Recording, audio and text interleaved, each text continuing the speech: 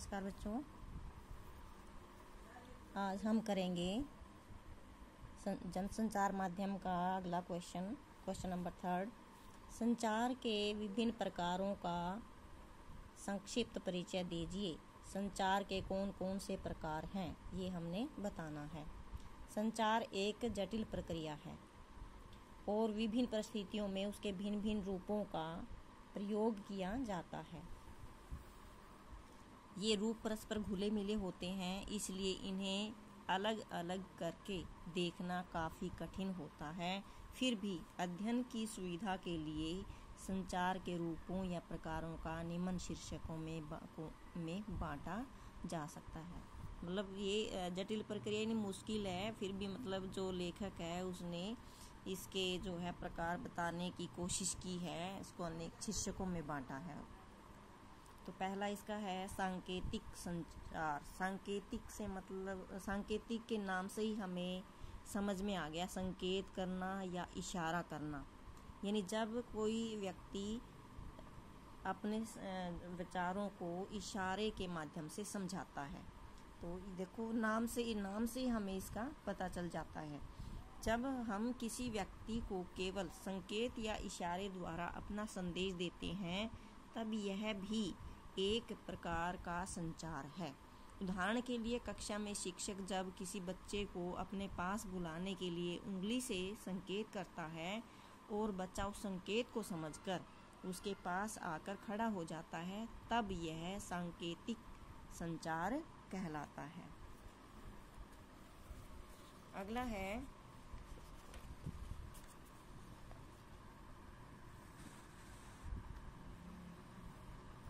मौखिक संचार। मौखिक संचार यानी जब हम अपने भावों या मौखिक यानी मुंह से बोलना, जैसे हमारी भाषा है ना, दो लिखित और मौखिक। इन मौखिक यानी मुख से बोलना, मतलब लिखा हुआ नहीं है, मुख से विचार व्यक्त करना। जब हम अपने भाव, विचार, अनुभव आदि को भाषा के माध्यम से बोलकर दूसरे तक पहुंचाते हैं, तब यह मौखिक संचार कहलाता है।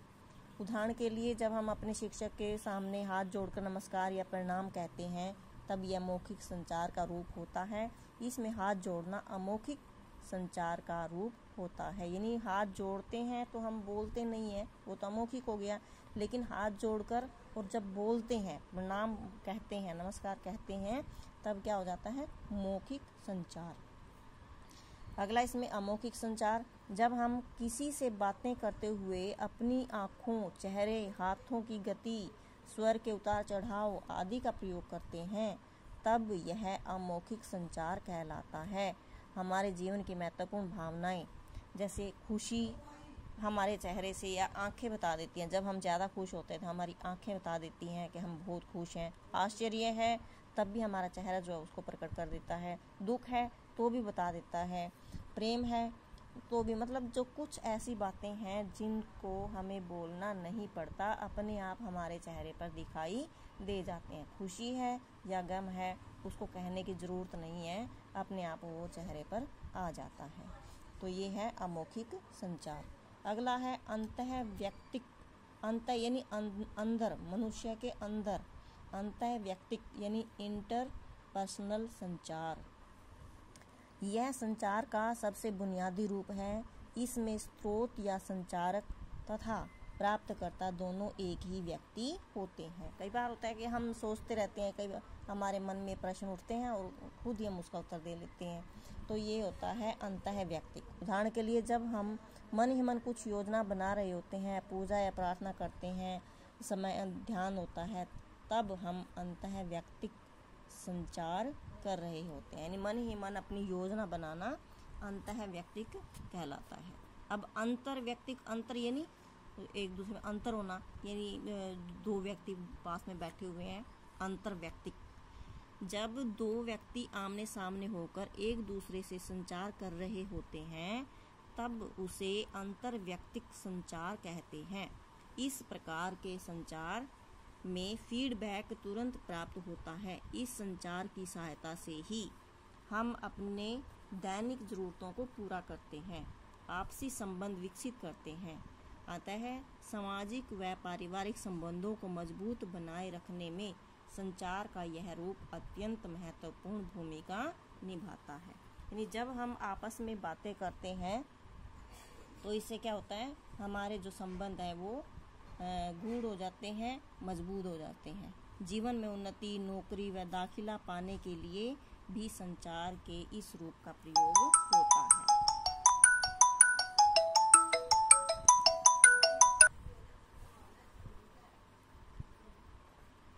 आगे है समूह संचार। जब संचार प्रक्रिया किसी जन समूह के बीच चले तब उसे समूह संचार कहते हैं।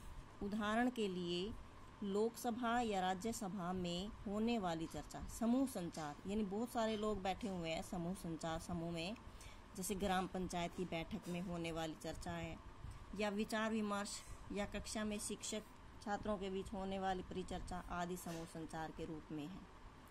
अगला है जन संचार, यानी मास कम्युनिकेशन। जन संचार बहुत से लोगों के बीच में संचार, यानी किसी तकनीक, किसी मशीन के साधन, किसी साधन से होता है ये जन संचार। बहुत सारे जनों तक, यानी पूरी दुनिया में संदेश पहुंचाना है, तब उसे जन संचार बोलते हैं।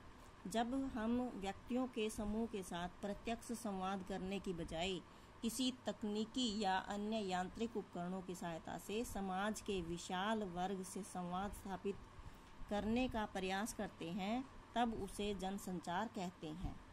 संचार के इस रूप में यांत्रिक उपकरणों द्वारा एक संदेश को बहुगुणित किया जाता है ताकि अधिकतर लोगों तक उस संदेश को पहुंचाया जा सके।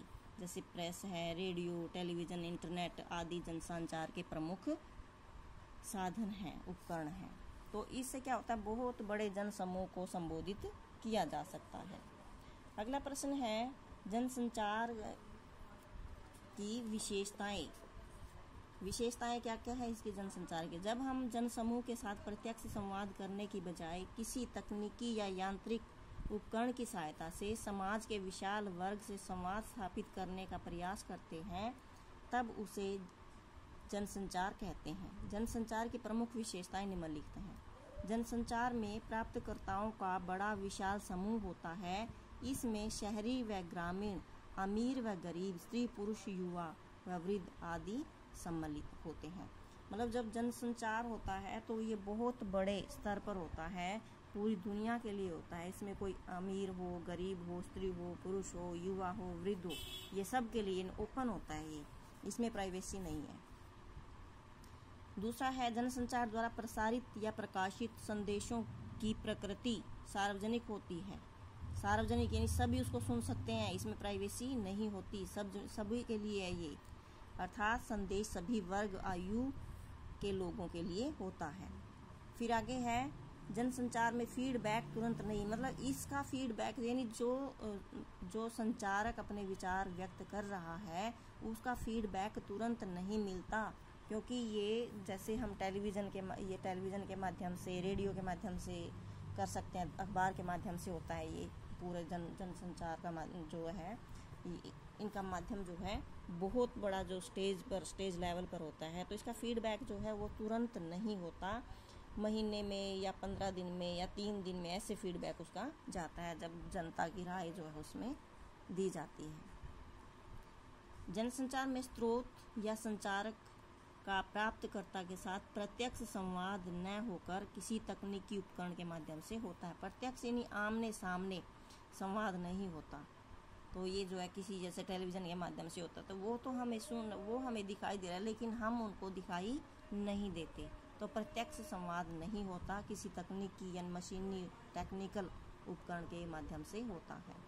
आगे है जनसंचार द्वारा प्रसारित या प्रकाशित होने वाले संदेशों को विभिन्न द्वारपाल आगे दिए हुए हैं, कौन कौन से हैं? समाचार पत्रों में प्रकाशित होने वाले समाचारों पर नियंत्रण करने के लिए संपादक, उप संपादक, ये द्वारपाल हैं, इनके द्वारा नियंत्रित किया जाता है। ये मतलब द्वारपाल जैसे है भी कोई जैसे दरवाजे पर खड़ा हो गया, भी कोई गलत व्यक्ति तो नहीं आ जाए, तो वही हिसाब यहाँ पर है कि कोई गलत बात जो है वो जो लोगों में ना चली जाए, जिससे कि जो जनता है वो भड़क जाए, तो ये द्वारपाल का काम करते हैं। ये द्वारपाल ही यह निर्धारित करते हैं कि कौन सा समाचार या संदेश किस तरह और उसका कितना अंश प्रकाशित या प्रसारित किया जाएगा, ये द्वारपाल सार्वजनिक हित पत्रकारिता के सिद्धांतों, मूल्यों, आचार संहिता आदि के अनुरूप कार्य करते हैं।